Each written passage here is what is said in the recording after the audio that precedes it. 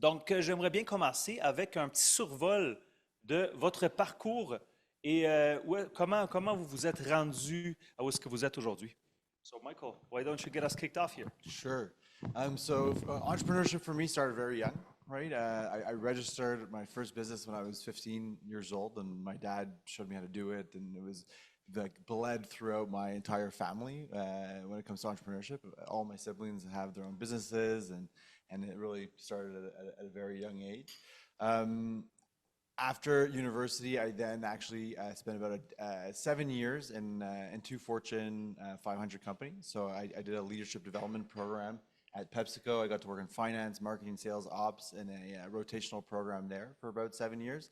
I would say halfway through my time in corporate, right, very corporate, I knew that I was not going to stay there forever, right? I didn't know what I was going to do, but I knew I was definitely going to start a business at another point in time. And what was interesting about the business, which actually caused me to quit corporate, Go Materials, right, is that I had the founding team before we had the idea. So we basically had a amount of money that we can all put into the same bank account. We had a shareholders agreement about our commitment on a time basis and our commitment on a financial basis, so sweat and capital. And we had no business. We had no idea what we were doing. And then we attacked a few different business plans, and we actually went at it very pragmatically and academically, right? As we actually wrote fully two business plans, Go Materials obviously being one of them. When we wrote both of them, we looked at what we believed to be the bigger opportunity, and that's really how Go Materials was born. And my business partner, Mark, he was who our customer is today. So he was a contractor for 15 years, so lived and breathed the procurement process firsthand. Amazing, interesting. Nicolas? Great. J'ai aussi enregistré une entreprise à 16 ans, à un jeune âge. Fait que moi aussi, quand j'étais jeune, je savais que je voulais devenir entrepreneur. Mon père était dans l'industrie où je suis. Il avait son agence manufacturière. C'était quelque chose qui m'intéressait énormément. Il y avait le côté architecture, design, vente. Bref, d'un jeune âge, je savais que je voulais aller vers cette industrie-là. Puis, il y avait son agence, mais dans notre industrie, ça fonctionne un peu comme les manufacturiers automobiles. Si tu vends du BMW, mais tu vends que du BMW. Puis mon père m'a suggéré, écoute, vois cette entreprise-là, ils font de l'usager, je ne sais pas trop, mais ils touchent à tous les systèmes.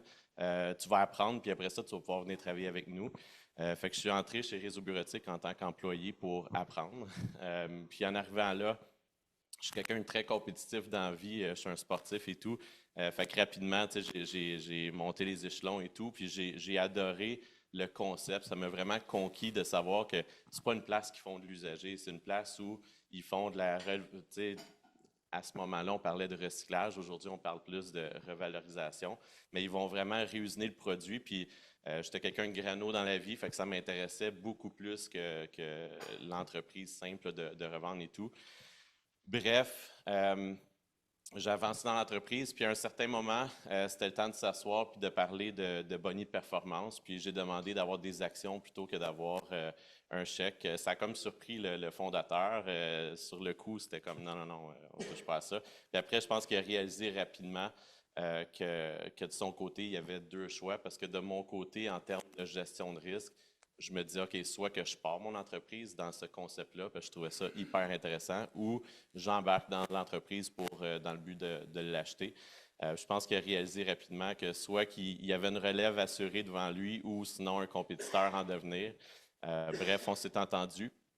A couple years later, la roue de l'entrepreneuriat, en fait, était partie. Donc, c'était vraiment dans le but de racheter des actions. Et on a parti un plan, puis il y a 5-6 ans, j'ai officiellement acheté l'entreprise. Donc, c'est parti de là. Alors moi, j'ai une formation plutôt financière et d'expertise comptable. J'ai commencé à travailler à la Bourse de Paris.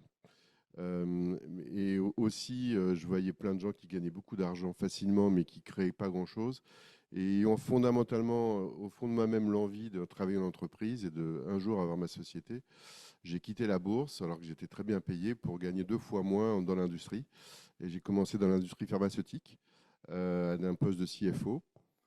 pendant à peu près 7 ans. Et quand j'ai eu 29 ans, j'avais vraiment envie de créer quelque chose. Donc, je suis parti et j'ai créé une société dans le retail, dans l'achat et vente de produits d'occasion, qui n'a pas marché. Je vous en dirai un peu plus tout à l'heure. Et ensuite, connaissant un petit peu le retail, j'ai rejoint les équipes de PricewaterhouseCoopers Fusion-Acquisition pour m'occuper de la branche retail à Paris. J'ai fait ça quelques années et ensuite j'ai accompagné le développement d'un grand groupe de communication et de marketing en tant que directeur général. Et puis j'ai décidé de changer de vie et de venir m'installer ici avec ma famille. Alors deux options s'offraient à moi, soit de créer quelque chose. J'aurais pu évidemment chercher un emploi, mais ce n'était pas du tout l'idée. Donc soit de créer quelque chose, soit de racheter quelque chose. Et j'ai décidé de racheter une société dans la mesure où c'est, je pense, beaucoup moins risqué pour un entrepreneur qui ne connaît pas bien le marché, qui vient de l'étranger, qui n'a pas de connexion ici, de racheter une entreprise qui a déjà un modèle d'affaires, qui a déjà des clients, plutôt que de partir sa compagnie from scratch. Donc c'est ce que j'ai fait en confiant un mandat d'achat à un cabinet de conseil en fusion-acquisition qui m'a déniché cette petite perle rare qui est la société Mom Entretien, donc que j'ai racheté en novembre 2019, quelques mois avant le Covid, c'était un super timing. Mais enfin voilà, ce qui ne tue pas rend plus fort et je suis toujours là et je suis très content. Merci. Merci Laurent et Michael et Nicolas également. Puis notre sujet, c'est vraiment l'innovation en entrepreneuriat aujourd'hui. Est-ce que vous pouvez partager un exemple de un cas d'innovation ou une façon d'innover qui avait un impact important sur le succès de votre entreprise? Yeah. So I think what's important when it comes to innovation, right, is to like where you start, and the first step in innovating can be quite small. So I think when I look back at an example is when Go Materials was launched, right, back in 2018. We call it a minimum viable product. So the most minimum version, the crappiest version of your product you can go to market with and see if something sticks and see if that version, that really terrible version, if there's interest in it, right? So Go Materials 1.0 in 2018 was a Google form that would say contractor name, phone number, and then a text box of what material you wanted to type in and buy. Right, so it cost $0 to build, and we managed a Google sheet on the back end of orders that were taking place, right? And just launching that URL, right? And when we think of innovation, this is probably the opposite of what you think innovation is. But when we saw in 6 months that we had 27 customers that were all buying materials through a Google form, that's just like your first step in terms of an example towards innovating a process that hadn't been innovated before. And for us, that was within landscape construction. That makes sense? De notre côté, en fait, l'innovation, quand je suis arrivé dans l'entreprise, l'entreprise existait depuis 1991. Donc, il y a 30 ans, personne ne parlait d'environnement. C'était vraiment un concept qui était uniquement économique. Donc, les gens achetaient chez nous, en fait, parce que ça coûtait moins cher que d'acheter du mobilier neuf. C'était vraiment la raison principale, puis ce qui était mis de l'avant.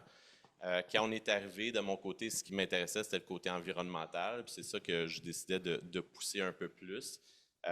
Mais on vendait quand même à des PME beaucoup, à certaines grandes entreprises, mais ça se limitait pas mal à ça. J'essayais de voir le marché potentiel pour croître l'entreprise, puis je voyais que les gros donneurs d'ouvrages, donc les sociétés gouvernementales, municipalités et tout, fonctionnaient par appel d'offres, comme dans beaucoup d'industries. Puis, c'était souvent des contre-cadres pour plusieurs années. Donc, ces gens-là achètent toujours le même système. Ils ont un standard, puis ils vont l'établir pendant souvent 15-20 ans. Puis, ils font juste des appels d'offres pour savoir qui va leur vendre ce système-là le moins cher possible. Mais le fait qu'il y avait un standard établi, qui ont des entrepôts partout parce qu'ils ne savent pas trop gérer ça. Si je regarde, là, juste la ville de Montréal, ça a commencé comme ça, où il y avait dans des entrepôts, ils cherchaient à nous vendre du mobilier. Puis il y avait des appels d'offres à côté qui cherchaient à acheter ce même mobilier-là. Puis nous, on arrivait, on disait, écoute, on peut te vendre du mobilier réusiné. Puis naturellement, ça entrait en conflit avec les contre-cadres. Fait qu'on a commencé à mettre l'emphase sur on va plutôt réusiner votre propre mobilier plutôt que de vendre et de racheter. Puis ça ne rentre pas en conflit avec le contrat-cadre parce que c'est de l'entretien et non de l'acquisition. Puis on est arrivé avec, naturellement, c'est une solution qui est économique, mais en même temps, ça les aide à vider puis de gérer leurs entrepôts. Fait que c'est quelque chose qu'on a mis en place qui était différent de ce qu'on faisait. Puis naturellement, on a eu énormément de succès avec ça. Tu sais, juste en ce moment, on a pour au-dessus de 3 millions de contrats avec des entités gouvernementales pour réusiner leurs produits. Donc, on ne vend rien.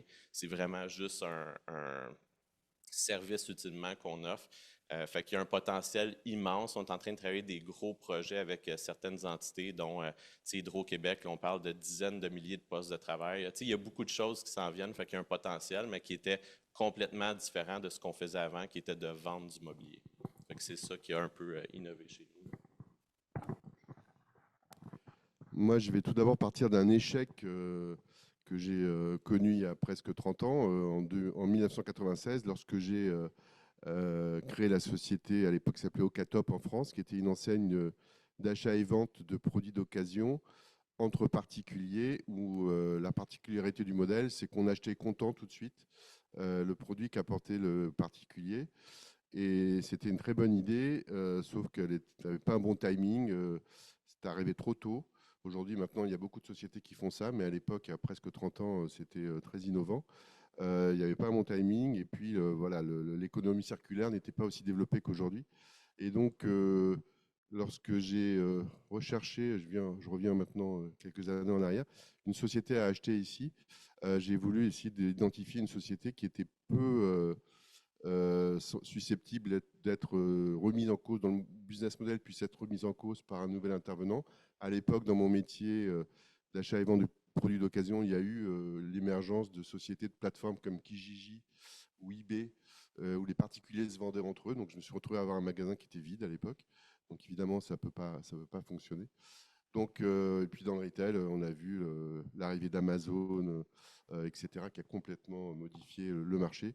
Et donc, j'ai cherché une société à reprendre qui avait un modèle qui l'a protégé de ce type de risque. Et donc, l'entretien ménager, pour moi, c'était formidable. Pas beaucoup de croissance, 3-4% par an, mais tant qu'il y a des immeubles qui se construisent, il faudra bien les nettoyer. Donc, un business stable, sécure. J'avais évidemment pas anticipé le Covid, où j'ai eu à peu près 70% de mes contrats qui se sont arrêtés du jour au lendemain, puisque les bureaux étaient fermés, les restaurants étaient fermés, etc. Donc, il n'y avait plus besoin de les nettoyer. Mais je me suis intéressé à cette société, mon entretien, parce qu'elle a vraiment un modèle d'affaires très innovant, dans le sens où ce n'est pas MOM qui emploie le personnel d'entretien, ce sont ses franchisés. Donc MOM est un franchiseur qui définit la stratégie de la marque, son positionnement, qui va trouver des nouveaux clients et qui va s'assurer du contrôle de la qualité des prestations par ses franchisés. Et les franchisés, eux, sont des entrepreneurs indépendants qui ont leur compagnie incorporée, qui ont leurs employés. Et donc, nos clients ont vraiment le meilleur des deux mondes en ayant une structure comme MOM assez quand même élaborée, on va dire, structurée, avec une dizaine de personnes qui sont tous des spécialistes de l'entretien avec des niveaux de prestations très élevés. Et en même temps, des chefs d'entreprise qui sont sur le terrain, au plus près de leurs contrats et de leurs clients. Donc, ça leur permet vraiment d'avoir une très bonne qualité. Et moi, c'est un modèle que je trouve très intéressant parce que même lorsque on a eu le Covid et la pandémie, même en ayant 60 ou 70% de contrats qui sont suspendus, j'ai jamais perdu d'argent parce que grâce à mon modèle qui est très agile et très flexible. Voilà, donc c'est un échec qui m'a permis de trouver une société innovante. Et donc, voilà. Super intéressant, Laurent. J'aimerais maintenant aborder le sujet de la gestion de l'innovation. Parce que souvent, quand on entend le mot innovation, on pense aux gros sous, des grosses dépenses, ça coûte cher, c'est risqué, il n'y a pas de garantie. Mais comment on peut faire pour bien gérer? Parce que aussi, il y a beaucoup de compétiteurs, puis si on n'innove pas, souvent on se fait dire, OK, on va se faire dépasser. Moi, j'en ai fait partie des fois, tu sais, avec tout ce qui se passe dans le marché. Mais comment une entreprise peut concrètement bien gérer l'innovation? C'est quoi le processus? So actually, like, when you think of innovation, right, a lot of people think of like brainstorming and like white canvas, a lot of creativity. And I actually think of it a little bit like different than that. Like, I think the way you go about innovation should be very structured and thinking like, what are we actually trying to change here? And like, what's the actual end goal? Is it impacting, is it innovation towards our customer to make our experience a better experience? Or is it innovation internally to allow our team to be kind of more productive, right? So anytime anybody at Go Materials or wherever want to innovate something, the reality is that they need to do a version of it that is the MVP version. So I explained the MVP, before minimum viable product, for like what it was for the company. But if you have an idea, what is the MVP of that idea internally, right? How scrappy and techless, you know what I mean, can you make it, like AKA cheapest as possible, to first understand if that innovation is actually going to work? Because the truth is 90% of ideas and changes actually don't really work, right? So how do you spend the least amount of resources, the least amount of time possible to just test if that specific innovation is going to work or not? So like, for example, our team is very used to, like, if someone wants money to invest in software engineers and AI specialists, there sure as hell better be some proof of concept that is done in a very manual way first to allow us to really believe in the hypothesis that product is going to work, right? I can give a quick example. Let's say for us, we have some emerging customer categories. So we have our landscape contractors, which is a customer category, which is 95% of our business. And then we have emerging segments like direct to cities. So you've heard me talk about cities before.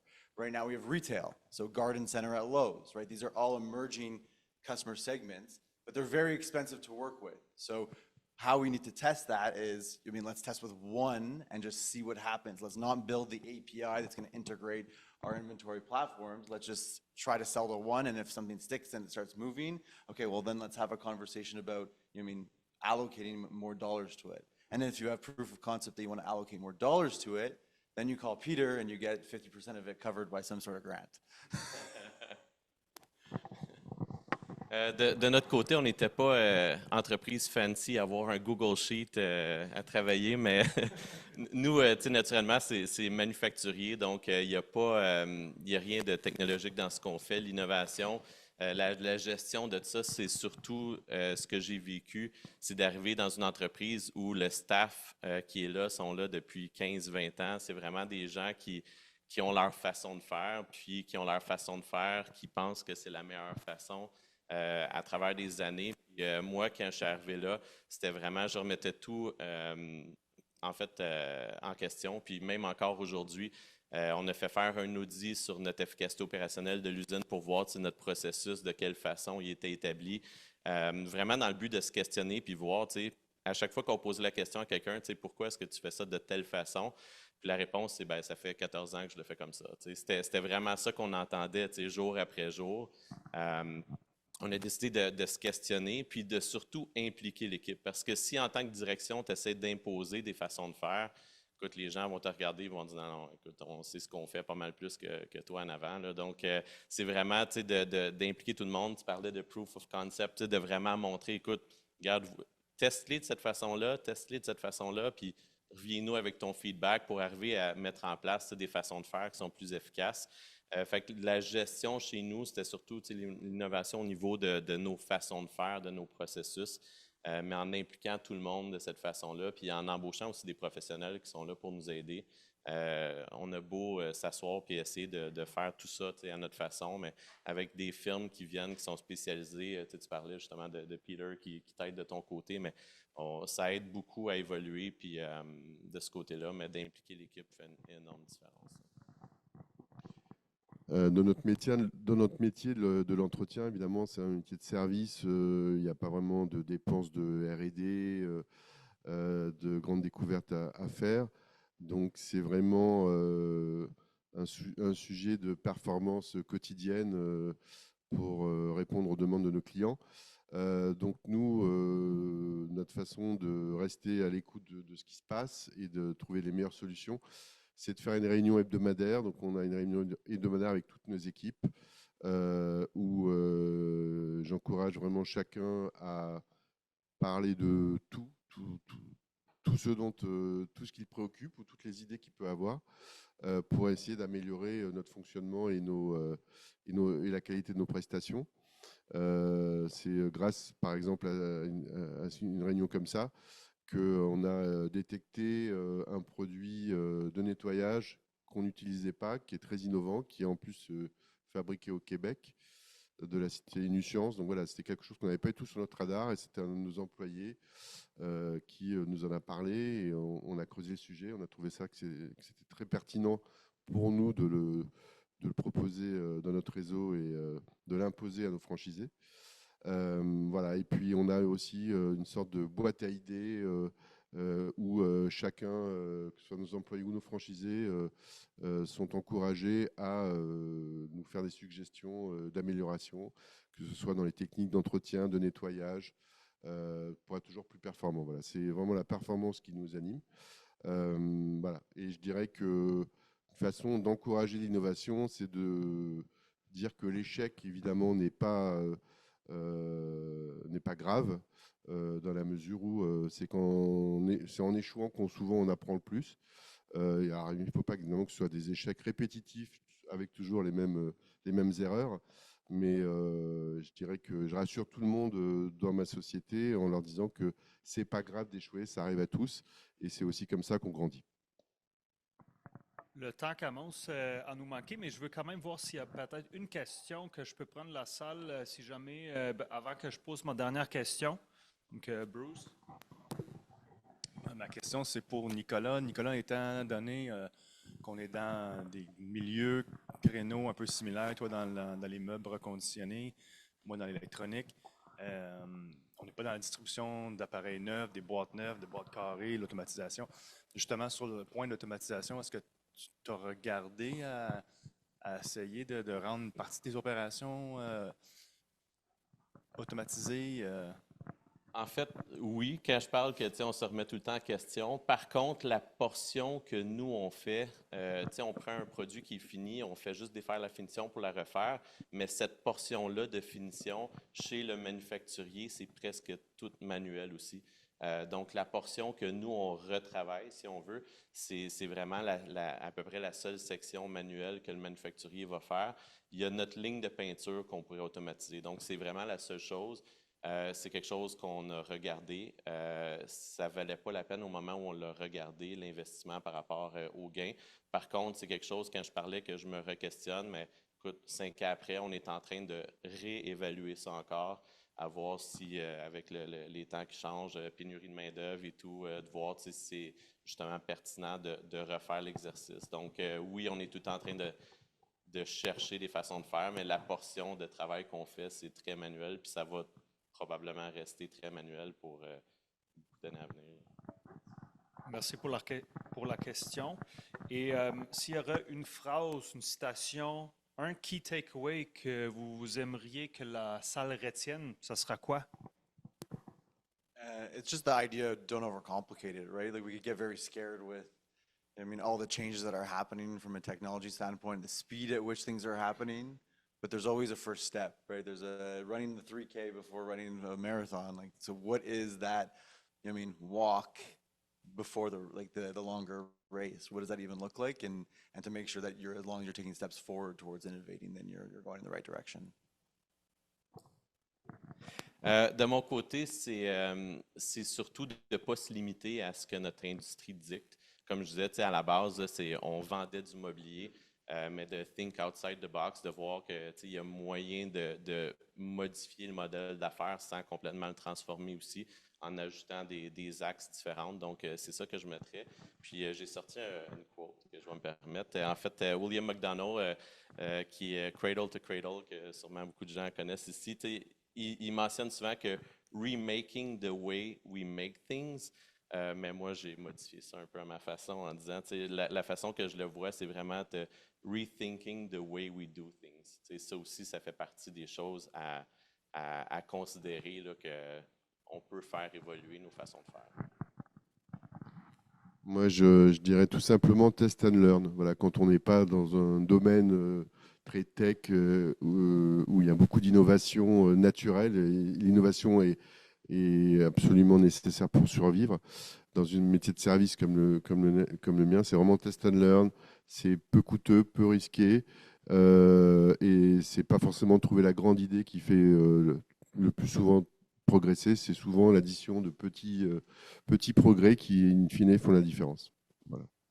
Merci. Évidemment, un temps sur un panel comme ça ne va jamais nous permettre d'aller en profondeur de tout ce qu'on peut parler. Mais je vous encourage à prendre rendez-vous avec nos panélistes, aller plus loin et même penser aux introductions des collaborateurs, des contacts, des gens qui pourraient peut-être bénéficier soit de leur offre de service ou de leur savoir-faire. Notez-le dans l'application. Michael, Nicolas, Laurent, merci beaucoup pour votre parcours et votre contribution là, à notre chapitre. Voilà. Merci Styliane.